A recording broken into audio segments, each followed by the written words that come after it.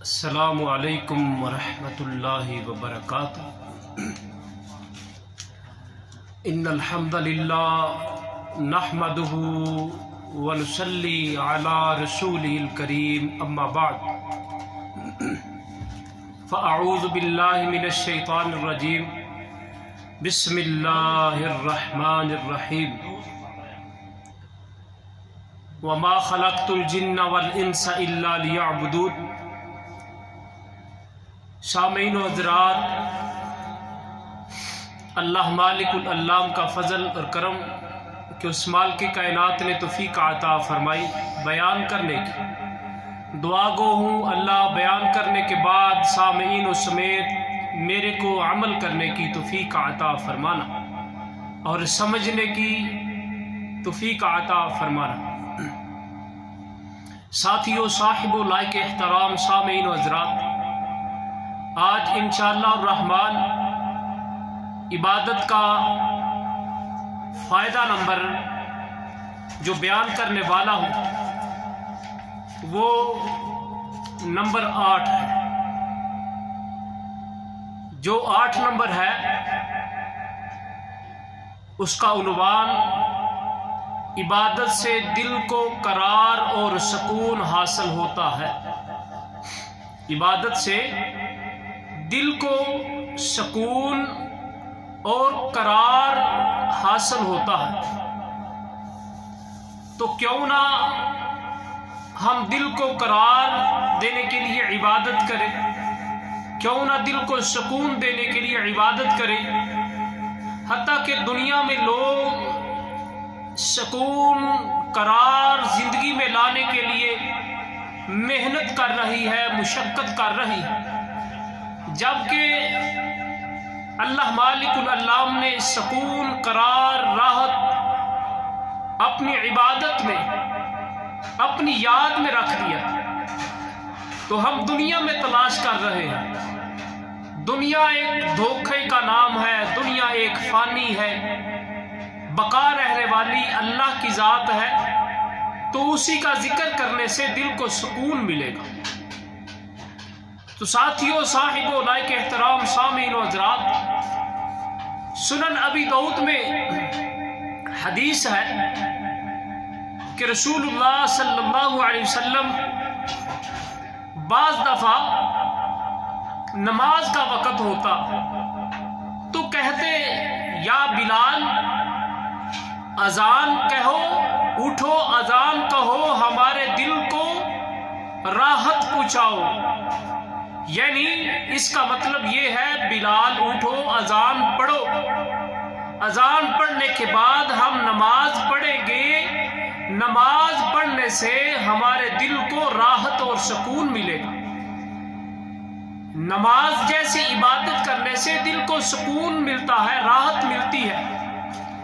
اور اذان اس موجودہ حال میں، موجودہ حالات میں لوگ کام میں مصروف ہوتے ہیں، کاروبار میں مصروف ہوتے ہیں، حتیٰ کہ موبائل میں مصروف ہوتے ہیں، اذان ہوتی ہے ان کے سر بھاری ہو جاتے ہیں،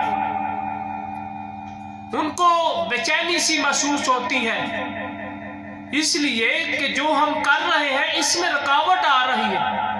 اذان ہونے سے موبائل کی آواز کو بند کرنا پڑے گا، اذان ہونے سے LCD کو بند کرنا پڑے گا اور ٹی وی کو بند کرنا پڑے گا۔ حتیٰ کہ کچھ ایسے لوگ ایمان میں اتنے کمزور ہیں کہ وہ بند کرنے کی بجائے آواز کم کر دیتے ہیں، آواز مکمل بند نہیں کرتے، آواز کو کم کر دیتے ہیں۔ اور کچھ ایسے ایمان کے کمزور لوگ ہیں، وہ دروازہ بند کر دیتے ہیں کہ اللہ کی آواز کمرے میں داخل نہ ہو، جو ہم سن رہے ہیں وہی سنتے رہے، رحمان کی آواز کو نہ سنے، شیطان کی آواز کو سنتے رہے۔ ساتھیو، صاحب و لائق احترام سامعین و حضرات، نماز دل کا سکون ہے، نماز دل کا قرار ہے، زندگی کا سکون ہے۔ نماز پڑھنے سے، نماز جیسی عبادت کرنے سے دل کو سکون ملتا ہے۔ یہ تھا 8वां फायदा इबादत करने का कि इबादत करने से दिल को सुकून और करार मिलता है। आपने देखा होगा कि दुनिया में लोगों के पास पैसा बहुत ज्यादा है मगर दिल में सुकून नहीं, चैन नहीं, नींद नहीं आती, नींद की गोली खाकर सोते हैं। पैसे से सुकून नहीं मिलता, पैसे से इज्जत नहीं मिलती, पैसे से करार हासिल नहीं होता। तो भाइयों, इबादत करने से जिंदगी में सुकून होगा और राहत होगी। ये था 8वां फायदा इबादत का। और 9वां फायदा, इबादत परेशानियों का हल है। परेशानी मुसीबत हो, इबादत करने से परेशानी चली जाती है, इबादत करने से मुसीबत चली जाती है, इबादत करने से बीमारी चली जाती है, इबादत करने से मुश्किलात दूर हो जाती है, आसानियां पैदा हो जाती है। तो मेरे भाइयों, जामे तिर्मिज़ी में रवायत है, ये हदीस तिर्मिज़ी शरीफ में है, रसूलुल्लाह सल्लल्लाहु अलैहि वसल्लम को जब भी कोई परेशानी लाहक होती तो नमाज में मशगूल हो जाते, यानी नमाज को अदा करते, यानी इबादत में मसरूफ हो जाते। तो आज हमारा क्या हाल है? परेशानी हो, मुसीबत हो, दुख हो, हम इबादत की तरफ नहीं जाते, हम गैरुल्लाह की तरफ जाते हैं। अल्लाह को याद नहीं करते, गैरों को याद करते हैं, अल्लाह का शरीक ठहराते हैं। गोया ये जो 9वां फायदा इबादत का है, इससे परेशानी चली जाती है। इबादत करने से, नमाज पढ़ने से परेशानी चली जाती है, मुसीबत चली जाती है। साथियों, साहिबों, ये थे इबादत के 2 फायदे, फायदा नंबर 8 और फायदा नंबर 9। ये 2 फायदे, इन फायदों से फायदा उठाना चाहिए, इस इबादत से फायदा उठाना चाहिए।